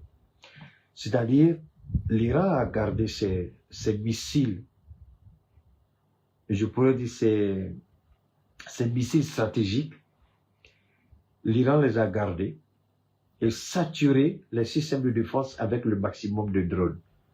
Si vous laissez les drones passer, c'est grave. Ils vont frapper, donc, vous les interceptez, vous utilisez vos missiles d'interception de 2 millions, de 3 millions de $, pour juste un drone qui ne dépasse même pas 3, 4, 5 000 $. Ça ne vaut pas 10 000 $. Maximum, c'est quoi, 5 ou 10, ça ne vaut pas 10 000, je crois, ça ne vaut pas 5 000, hein. C'est entre 2, 3 et 5 000 $, un drone. Et vous utilisez un missile qui fait entre 1 million et 3 millions, voire 6 millions de $, pour abattre un drone de 3 000, 4 000, 5 000 $. Alors que l'Iran envoie en quantité inimaginable. Et maintenant, vous faites quoi? Vous lancez. Donc, Dubaï a dit, on a atteint un seuil critique. Alors que pour fabriquer ces missiles, il ne peut pas fabriquer ces missiles, c'est-à-dire que chaque mois, il ne peut pas sortir plus de 50 ou 60 missiles par mois, c'est pas possible. Les unités de production ne peuvent pas. Contrairement à l'Iran qui peut faire sortir plus de 100, 200, 300 par mois, mais eux, ils ne peuvent pas. Ouais, c'est ça aussi, quand on est gourmand dans un pays, quand on exagère, c'est ça la réalité. Les gens ont trop misé, tellement le gain facile, maintenant la production en masse n'est pas possible. Et aujourd'hui, ils sont face à une réalité. Israël avait épuisé ce stock depuis la guerre de 12 jours. Israël n'a pas pu, si vous voulez, avoir suffisamment. Et elle est en train encore. Donc, Israël aussi a atteint un seuil critique. Désormais, il faut faire un choix. Qu'est-ce qu'il faut laisser passer? Qu'est-ce qu'il faut abattre? En Arabie Saoudite, c'est à peu près la même chose aujourd'hui. Donc, il faut faire des choix. Même si vous faites des choix, l'impact sera énorme. Et donc, pendant qu'ils font la grande gueule, s'ils contrôlaient le ciel israélien, ça fout iranien, est-ce que les pays du Golfe allaient dépenser autant? Allez-y, il y a un gars qui est très fort dans les trucs, dans les calculs, et il sort les chiffres, ça vous donne les choses. Et les calculs qu'il fait, c'est pas des calculs au hasard, c'est en fonction des informations officielles des pays du Golfe. C'est eux qui donnent ces informations officielles là. Donc, c'est en fonction de ce qu'ils donnent comme chiffre que lui, il fait les calculs. Voilà. Puisque le coût de chaque missile est connu. Le missile utilisé, si c'est tel missile, voici le coût. Si c'est tel missile, voici le coût. Si c'est tel autre missile, voici le coût. Donc, quand ils disent qu'on a utilisé, bon, ils font les calculs avec, on connaît aussi le coût des drones iraniens. Donc, c'est pratiquement cheaper, hein, moins cher. Donc, Aujourd'hui, ils ont pratiquement tous dépensé des milliards de dollars en projectiles, mais ça ne suffit pas. Ils subissent des pertes. C'est ce que l'Iran voulait. L'Iran voulait humilier les États-Unis dans le Golfe. Les médias, ce qu'on appelle les médias mainstream, ils le savent, mais ils font exprès pour ignorer cet aspect. L'Iran veut humilier les Américains et dire, voilà ce pays-là, nous allons vous frapper et vous allez voir tout de suite qui fera son choix. Et c'est ce qu'ils ont fait. Ils ont déployé leur porte-avions, leur ceci, leur cela. Même la France avec la grande gueule, au lieu d'envoyer Charles de Gaulle vers ses partenaires du Golfe pour intercepter les drones ou les missiles, ils veulent envoyer ça pour aider qui? Israël. Alors que les missiles hypersoniques, on ne peut pas les arrêter. Si on pouvait les arrêter, est-ce que vous croyez que ce que nous avons vu là, on allait voir ça? Aujourd'hui, Tel Aviv, c'est autre chose. C'est un cimetière. Jérusalem, c'est un cimetière. Israël n'a jamais connu ça. Les Israéliens sont traumatisés. Ils n'arrivent pas. Ils sont à plus de 200 et quelques personnes tuées, ce qui n'était jamais arrivé en Israël. Et surtout, le système que l'Iran a mis en place, hein, les missiles qui sont largués à l'approche se divisent pas en 2, 3, 4, même pas en 10, 60, 70, et puis ça tombe, boum, boum, boum, boum, ça détruit tout. Ils ne s'y attendaient pas. Donc la réalité, c'est ça aujourd'hui. Et l'Iran a très bien réussi sa manœuvre. Parce que l'Iran a montré au pays du Golfe, voilà votre partenaire, regardez ce qui va arriver quand nous allons vous attaquer. Et aujourd'hui, les différents monarques, ils disent aux Américains, tu nous as abandonné bien quoi? Tu nous as promis la sécurité, mais à rien. Tu nous as lâchés. Et on est à la merci des missiles et des drones iraniens. On arrive à intercepter beaucoup, mais il y a beaucoup qui arrivent à passer. Les Américains n'ont pas la réponse. Si ce n'est pas la grande gueule que vous venez de voir, ils n'ont pas la réponse. S'ils avaient la réponse, est-ce que ce qu'on voit aujourd'hui, on allait avoir ça? S'ils avaient la réponse, les bases militaires, parce que les bases militaires ont été frappées. Ce n'est pas la colère, je vous en prie. Et la Russie, la Chine ont un rôle important et les Américains le savent très bien. Mais puisque officiellement ni la Chine ni la Russie ne s'est déclaré, donc il est difficile de partir de suppositions et puis les attaquer. Parce que pour frapper avec précision, il faut des systèmes de calcul intégrés très puissants. Peu importe la technologie de drone de l'Iran, les missiles hypersoniques, mais les calculs complexes, frappes simultanées, l'Iran a eu besoin de la Chine et de la Russie pour coordonner ces différentes frappes. Et l'Europe le sait, l'Amérique le sait. Mais puisque ce n'est pas déclaré comme eux, ils l'ont fait avec l'Ukraine. Vous savez que ni la Chine, ni la Russie ne viennent comme ça parler. Donc c'est ça qui fatigue ces gens-là, et ça c'est une réalité. Mais en même temps, n'oubliez pas une chose.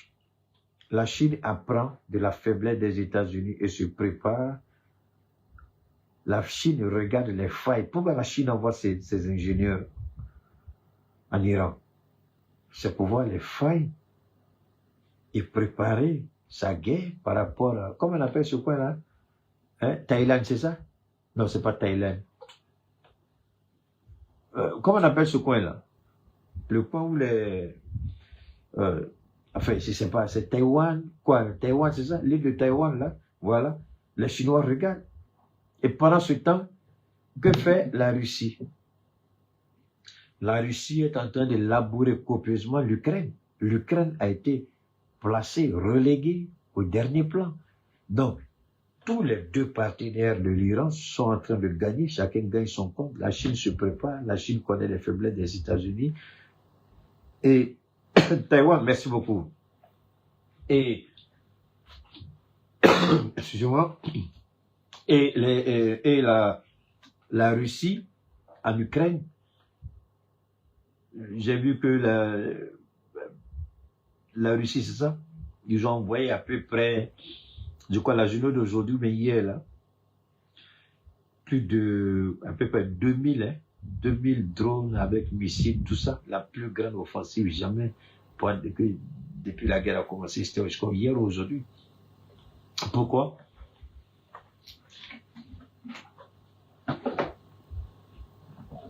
Parce que l'Iran occupe les Américains. L'Iran occupe les Américains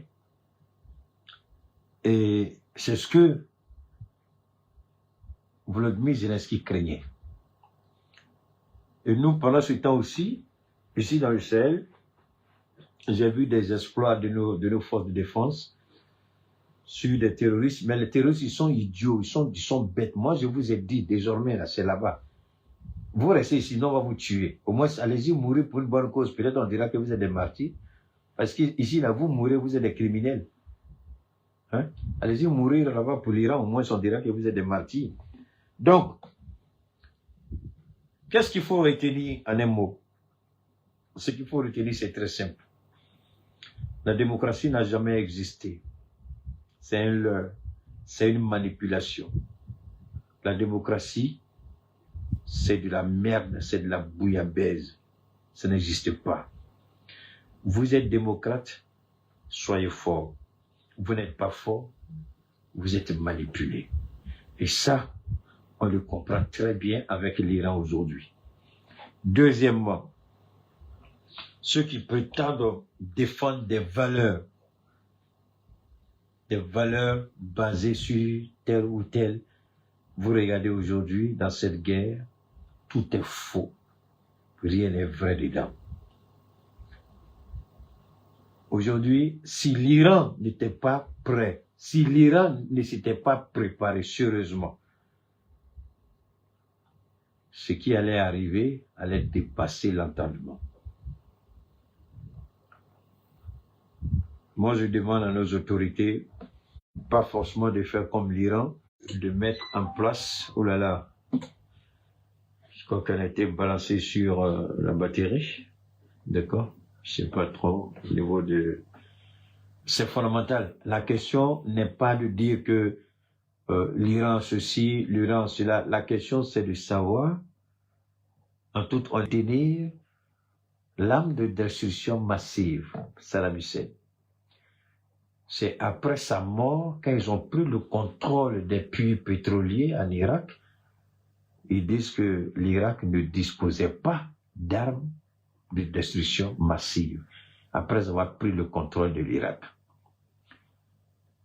On nous a dit que Kadhafi voulait tuer son peuple, il fallait sortir contre Kadhafi, mais aujourd'hui on se rend compte que la Libye divisée, chacun a son compte. Tout le monde se tait.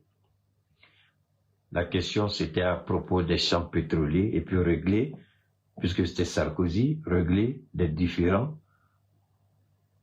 politiques. Et nous remercions Dieu, nous au sein du Sahel aujourd'hui, par la grâce de Dieu, au sein du Sahel, nous savons ce que nous faisons et nous remercions nos autorités. Nous voulons avoir une idée très claire. C'est pourquoi j'aurais bien voulu faire ça en début d'émission, demander au président Goïta par rapport, permettez-moi une seconde, demander au président Goïta, évidemment que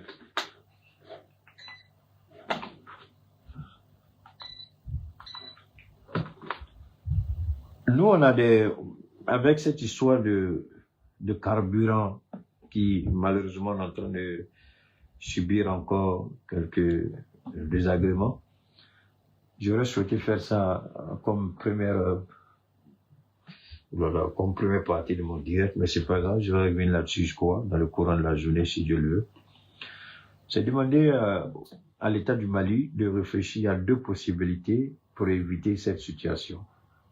C'est-à-dire que on peut signer un protocole d'accord avec le Niger pour que le Niger vienne ici au Mali implanter une succursale de son comment on appelle ça, de sa société énergétique là, par rapport au carburant, puisque le Niger même transforme son pétrole en carburant. Donc on signe un protocole, le gouvernement malien a une part de participation et le gouvernement nigérien a une part de participation. Et puis on fait ça au Mali, où deuxième option, c'est d'aller au Nigeria et puis signer un protocole avec Ali Dangote. Il a des milliers, pour ne pas dire des millions de citernes que la force unifiée peut escorter du Nigeria jusqu'ici. Je ne dis pas le gouvernement nigérian, mais je parle avec Ali Dangote lui-même. Moi, je pense que, parce que cette situation, si le gouvernement ne gère pas, c'est un peu gênant. Il faut qu'on arrive à voir nous-mêmes. Pourquoi je parle de ça? Je vais vous expliquer. Tout à l'heure, dans cette histoire d'Iran-là, j'allais sur pratiquement beaucoup de plateformes de médias. Et tout le monde disait que quand l'Iran va fermer, par exemple, le détroit d'Ormuz, que, par exemple, la Chine, qui est le plus gros acheteur du pétrole iranien, a un stock national. Un pays qui a plus d'1 milliard, la Chine a un stock de 60 jours, c'est-à-dire 2 mois. C'est-à-dire il peut y avoir rupture, mais la Chine a une réserve de 2 mois. Imaginez quel genre de réserve pour une population qui va au-delà du milliard d'habitants. Tous les pays du monde ont des réserves. Mais c'est nous ici, on n'a pas de réserve. Même le Burkina a réserve. Parce que tout simplement, ceux qui étaient là avant ont vu ce pays-là comme la viande d'éléphant. Celui dont le couteau est plus tranchant, il vient couper une grosse part et puis il va avec. Ils ont tout vendu, même le carburant contre rien. Si vous voyez qu'on vit cette situation, c'est parce que ils ont poussé l'État à se désengager de tout ça. Et moi, je me suis posé la question, quels sont ceux qui ont fait? Et ceux-là même, là, moi, j'appelle ça la trahison. Aujourd'hui, le gouvernement se débat. Mais le gouvernement n'a qu'à remonter à la source. Assimi connaît. Ça, c'est une trahison. Ceux qui étaient là, ils doivent pas venir se justifier. Pourquoi le ministre de la Justice ne peut pas les convoquer? Pourquoi? Parce que ça, c'est tuer le pays. Ils ne peuvent pas. Les particuliers ne peuvent pas. Malgré la grande gueule de certaines personnes de faire croire qu'ils peuvent. Ils font ce qu'ils peuvent. Hein. C'est pas de leur faute. Ils n'ont pas ils peuvent pas. On ne peut pas vivre au jour le jour avec le carburant. C'est dangereux pour la sécurité nationale même d'un État. C'est dangereux. C'est pourquoi moi je demande au gouvernement de prendre vraiment des mesures urgentes. Soit il signe un protocole avec le Niger, on commence à construire tout de suite. Le Niger vient puis verse carburant ici au bouillard. Celui qui est facile n'a qu'à parler de son problème. Non, on parle de la sécurité du pays. On ne parle pas d'un particulier ou d'un importateur et puis qui va dire c'est son problème. C'est pas notre affaire. Le gouvernement travaille pour le peuple et non pour un particulier. Donc nous, on parle en fonction de l'État et non pour défendre l'intérêt de quelqu'un. Le gouvernement a le choix. Soit le gouvernement travaille à l'État du Niger, soit le gouvernement travaille avec Ali Dangote, c'est tout. Parce que cette affaire de carburant, là, ça commence à être un peu gênant, quoi. Hein? Alors donc, nous disons, au niveau de l'Iran, il est important de ne pas perdre de vue l'essentiel. On veut nous faire croire que l'Iran est un mauvais pays. Même la Côte d'Ivoire a été suffisamment malhonnête pour ne pas reconnaître que l'Iran a été agressé. Ça, c'est quelque chose que je ne voulais pas partager avec vous, mais bon, ça m'intéresse pas parce que le gars là, il a fui, comment il s'appelle? Benjamin Netanyahou a fui. Il commence une guerre, personne ne sait où il est. Il commence une guerre, il est introuvable. Il fait tuer oh là là, il y a des images qui sont pas... Il y a des images qui sont insoutenables. Je voudrais pas faire passer ces images-là parce que c'est pas joli. Alors quand Benjamin Netanyahou, il tue, alors voilà un peu le chiffre que je vous donnais. Ça c'est quel jour? Ça c'était le mardi. Les États-Unis, en 24 heures, ont dépensé 779 millions de dollars. Je dis bien 779 millions de dollars. Voilà ça ici, en 24 heures. Le premier jour de la guerre, c'est ce que les États-Unis ont brûlé. 779 millions de dollars. Le premier jour de la guerre, 779 millions de dollars. Donc ça, c'est des choses. Ça, c'est un. Et puis deuxièmement, il y a des, comment on appelle ça, des agents du Mossad qui ont été arrêtés en Arabie Saoudite. Voilà, des gens qui voulaient... Donnez-moi une seconde, je suis en train de voir si je peux vous lire le truc de la Côte d'Ivoire, là. Bon, si je trouve, ouais, c'est bon. Donc, je voulais juste vous faire écouter comment les Ivoiriens, comment Ouattara a pris position, les Drissa, les Madou, les Chaka, qui insultent Keïta, là. Alors, quand il dit ça, c'est bon. Sinon, on se fatigue pour rien. Je crois qu'on ne trouve pas, c'est bon. Alors, c'est pas... Je voulais vous faire écouter. La Côte d'Ivoire, vous avez tous vu. Dans tous les cas, c'est bon. Alors, ce qu'il faut retenir une dernière fois, l'Iran a le droit de se défendre. Et nous soutenons l'Iran jusqu'au bout. C'est un pays souverain. L'Iran ne peut pas sous-traiter sa souveraineté avec Israël. Les Américains s'en fichent de tout le monde parce qu'ils savent que les gros bonnets, les décideurs aux États-Unis, ce sont des Juifs qui sont tapis dans l'ombre. C'est eux qui tiennent l'économie américaine en main. Donc le président est comme une poupée, une marionnette entre leurs mains. Ça, c'est le problème des Américains. On s'en fout qu'ils règlent ça entre eux là-bas.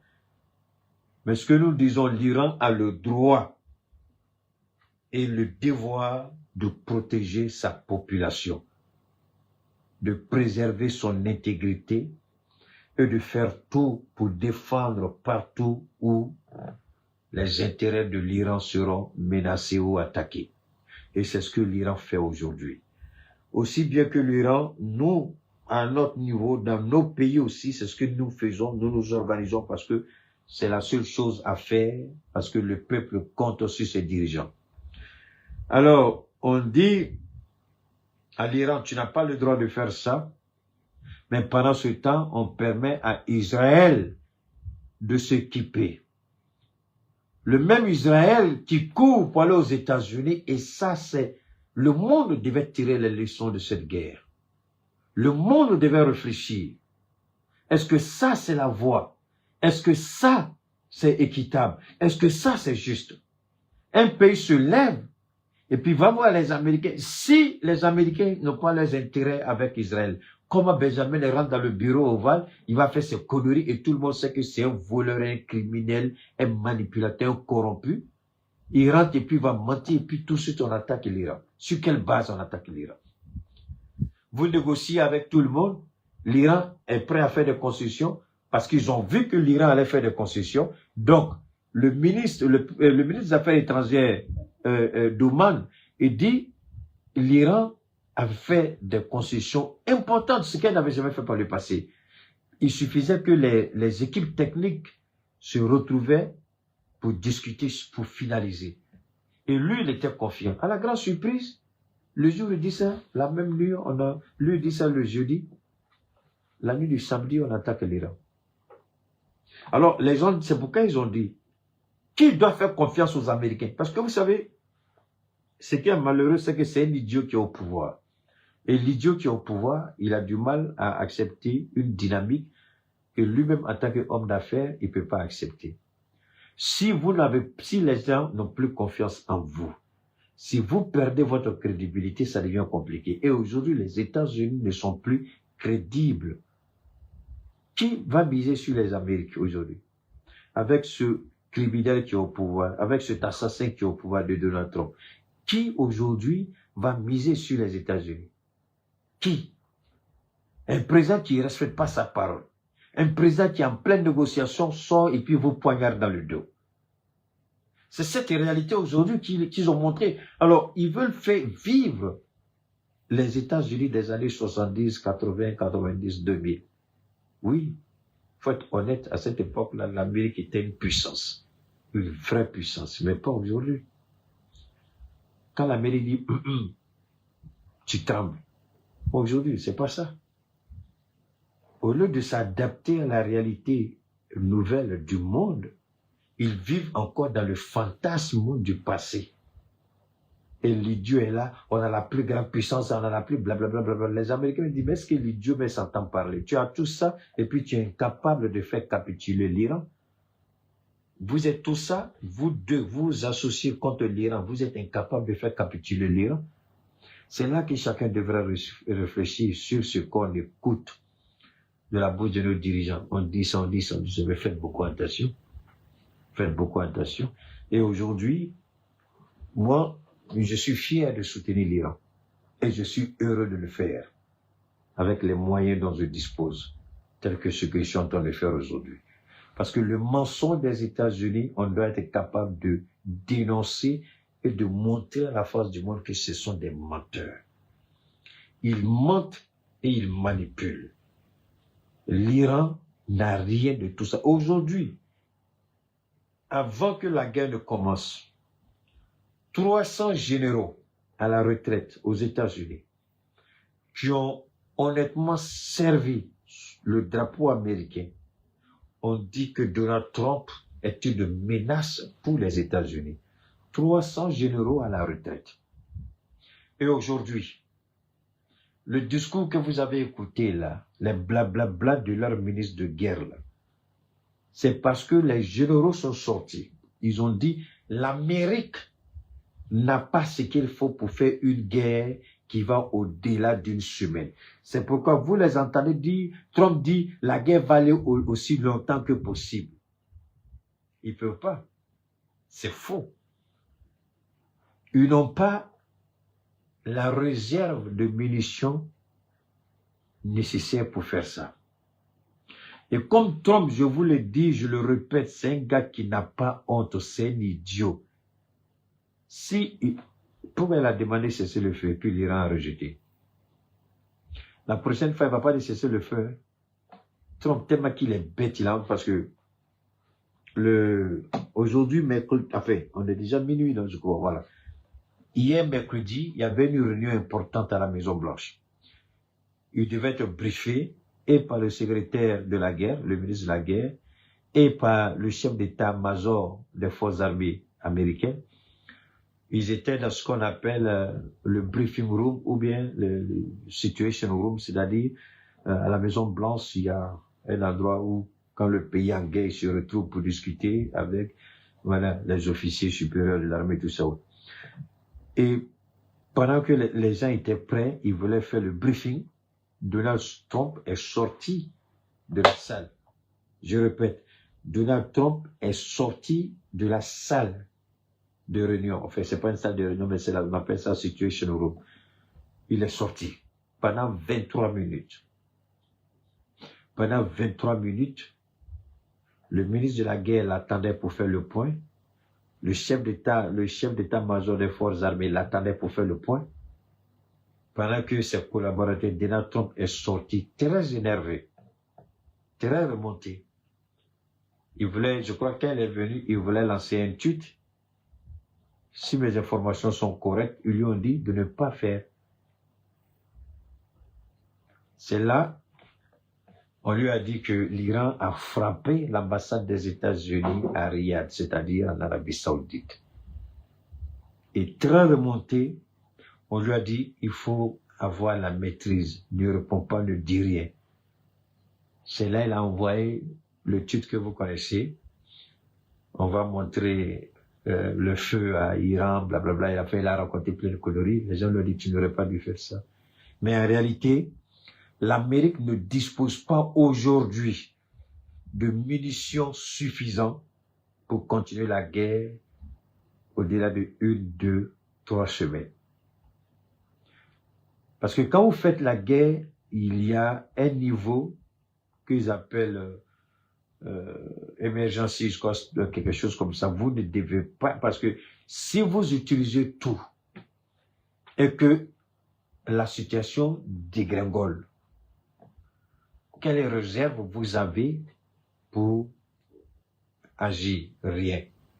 Donc, quand vous arrivez à ce seuil critique, on vous dit, il faut trouver un moyen pour arrêter. Mais avec l'Irak, c'était pas la même chose. Les gens confondent les scénarios. En Irak, c'est les Américains qui sont allés frapper. Les premières frappes, ils ont tout de suite anéanti les systèmes de défense irakiens. L'Irak ne pouvait lancer aucun missile, aucun drone, aucun avion. Tout a été cloué au sol. Et les forces terrestres sont rentrées. Maintenant, les officiers supérieurs de l'armée de Saddam Hussein, beaucoup ont jeté les treillis, leur grade, et puis ils se sont reconvertis en civils. En faisant quoi?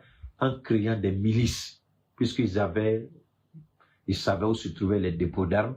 Donc, ils sont allés, parce qu'il y avait des dépôts d'armes qui étaient des caches, que quelques rares personnes connaissaient. C'est la même chose avec Muammar Kadhafi. Donc, les gens sont allés, ils ont créé leur milice. Et ce sont ces milices-là qui ont commencé à tuer les soldats américains. C'est pourquoi ils disent boot on the ground, c'est-à-dire des soldats sur le terrain. Et les gens ne veulent pas. Parce qu'ils se rappellent de cette époque-là, ils se rappellent aussi je crois que c'est Afghanistan ou Pakistan, où ils ont fui pour laisser tout derrière eux, là. Donc, ils ont un choix. Est-ce qu'ils vont faire la même bêtise? Mais en Iran, c'est pas le même scénario. Ils croyaient que ils ont lancé 900 missiles sur 500 sites en 24 heures. C'est le chiffre de 779 millions, là. C'est ça. Ils ont envoyé 900 frappes sur 500 sites. Je dis bien 900 frappes sur 500 sites en moins de 24 heures. C'est là le chiffre de 779 millions de dollars. D'accord? Et quand ils ont frappé pour eux, l'Iran était paralysé. L'Iran ne pouvait rien. Effectivement, comment la première puissance militaire mondiale vous envoie 900 frappes, 900 missiles avec toutes sortes de calibres dedans sur 500 sites, et puis vous arrivez à vous tenir debout, il faut l'Iran.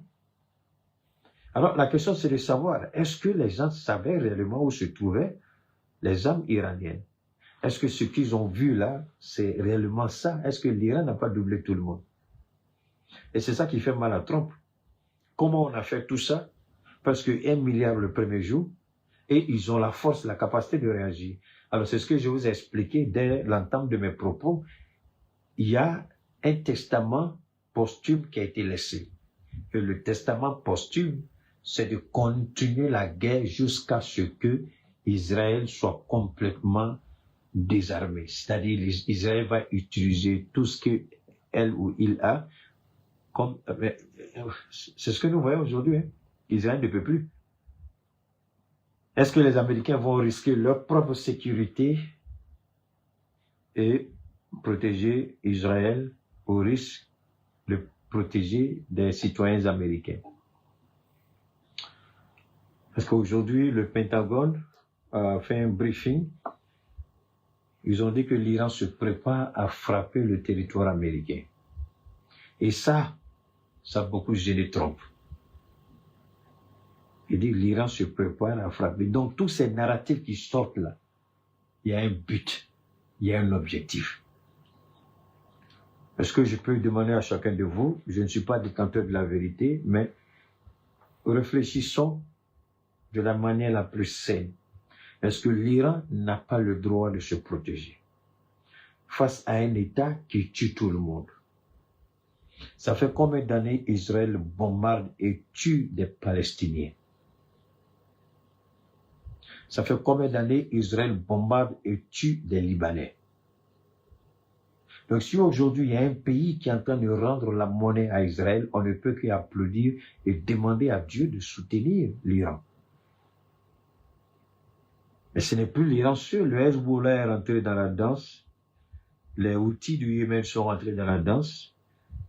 Les proxys en Irak et en Syrie sont rentrés dans la danse.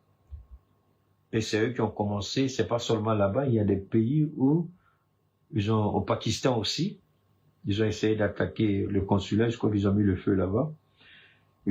L'Amérique est un peu attaquée de tous les côtés. Est-ce que c'est ce que voulait l'Iran? Pas du tout, mais c'est l'Amérique elle-même qui est en train de creuser sa propre tombe. L'Amérique aurait pu être honnête et juste. Dieu n'est pas un Dieu comment on appelle ça, de l'injustice. L'Amérique aurait pu dire à Israël, écoute, tu as ton arme nucléaire à toi. Ils n'ont pas d'arme nucléaire. Ils ont le droit de se défendre. Pourquoi tu voudrais les... Mais tant que vous n'allez pas avoir le courage de dire à Israël que l'Iran a le droit de faire ça, et tant qu'Israël aura un criminel, un assassin, un voleur et un traître, un corrompu comme Benjamin Netanyahu, Israël ne connaîtra jamais la paix. Et si les Israéliens ne comprennent pas qu'ils peuvent vivre et coexister pacifiquement avec l'Iran, ils ne connaîtront jamais la paix. Et nous, on ne va jamais abandonner l'Iran parce que l'Iran se bat pour une noble cause aussi bien que nous nous battons dans le Sahel pour une noble cause. Donc, nous devons, au-delà de l'aspect émotionnel, euphorique, reconnaître que l'Iran a le droit de défendre son pays. Et pourquoi je ne parle pas des dégâts en Iran? Vous croyez qu'il n'y a pas de dégâts? Il y a des dégâts. Mais quand vous regardez en face de qui se tient l'Iran, les dégâts de l'Iran deviennent insignifiants, même s'il y a des pertes en vies humaines. N'oubliez pas que nous sommes en face de cette puissance-là qui a toujours déstabilisé tous les pays dès les premières frappes. Quel pays a résisté aux États-Unis dès les premières frappes? Montrez-moi un seul pays. C'est l'Iran. Après les premières frappes, après les 900 frappes, 1 heure après, l'Iran est sorti. Et puis l'Iran a commencé à frapper. Jusqu'à présent, l'Iran continue d'avoir des vagues de drones et de missiles. La question que tout le monde se pose, ils sont tous étonnés. Est-ce qu'il y a 2 Irans? Ça veut dire quoi, Keïta? Non. Il y a un Iran que tout le monde voit, mais il y a un autre Iran plus dangereux qui est sous terre, c'est-à-dire l'Iran qui est dans les tunnels. C'est-à-dire les opérateurs des drones, des missiles, tout ça. Ils disent qu'ils contrôlent la mer iranienne, mais pourquoi aucun bateau n'arrive à traverser le détroit d'Ormuz? Réfléchissez aussi à cela. Est-ce que c'est ce qu'ils disent? Donc c'est un narratif qu'ils veulent vendre, ils veulent faire quoi? Qu'ils contrôlent tout. Vous contrôlez tout, mais les Israéliens qui sont en train de mourir là, c'est des êtres humains. Ce qu'on regarde, c'est pas intelligence artificielle, c'est pas une manipulation, c'est la réalité en Israël. Israël ne tient plus. Israël n'a jamais vécu ça. Alors que la différence avec l'Iran, c'est quoi? L'Iran a toujours vécu ça depuis plus de 40 ans. Avec les sanctions les plus difficiles au monde. Donc l'Iran est habitué à la difficulté, aux frappes et aux attaques. Voilà pourquoi je ne perds pas trop mon temps pour ne pas donner à ces idiots-là de se manifester. C'est pourquoi je ne parlerai jamais dans mes directs, je vais être clair avec vous, je ne parlerai jamais dans mes directs des pertes que subit l'Iran. Je ne le ferai jamais.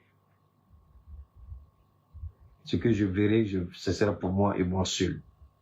Celui qui veut voir les frappes peut aller après mon direct regarder. Mais ce que je vais faire par contre, c'est de me concentrer sur toutes les frappes iraniennes en Israël, dans le Moyen-Orient et sur les États-Unis. Parce que c'est normal, ce que l'Iran subit, aucun pays au monde ne peut subir et peut tenir debout. Donc l'Iran mérite pour moi respect et considération. C'est pourquoi les pertes que l'Iran va subir, moi je ne serai pas là, comme vous voyez certains de nos frères, en faire l'apologie. Je ne le ferai pas. C'est leur droit, je respecte. Mais ne venez pas croire que moi là, je vais vous dire, ils ont fait ça en Iran, ils ont fait ça en Iran. Je ne ferai jamais passer les images des attaques sur l'Iran. Je ne ferai jamais ça.